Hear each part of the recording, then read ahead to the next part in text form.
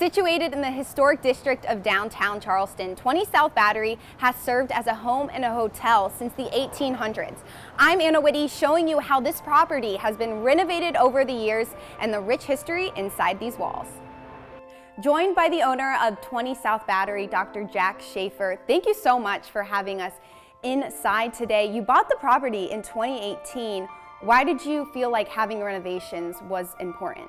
Well, first of all, the house was pretty run down. And I said, as a Charlestonian, I grew up in the park across the street, and I used to look at these houses and think, God, one day I want to own one. Well, I could, but it took a lot of work, and it's just been a labor of love to get this house to be what it was in 1843 and in 1870. In 1843 it was built, in 1870 it was totally redone by John Henry Devereux, the architect for this man, Richard Lathers.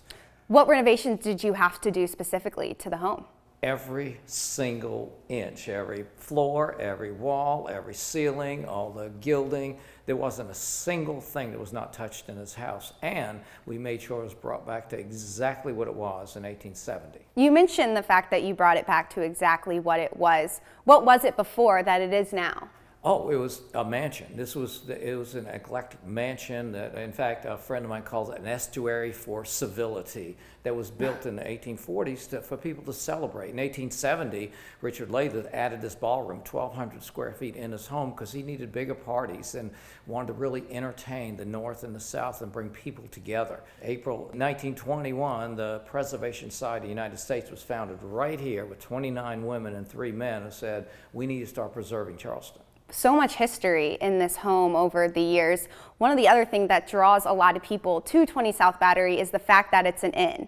You've expanded the inn since you bought the property. How? Yeah, well, in 1920, the Pringles, who started preservation, they needed money to help save all these houses. So they opened up what they called the Pringle Inn. They took the servants' quarters and the kitchen and made it into a 11-room inn.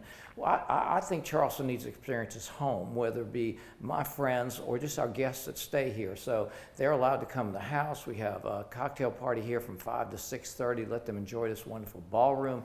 They get private tours, and they can stay in the house. And you're right across from the Battery, literally. You can see the water from this home as well, which is so spectacular and so unique.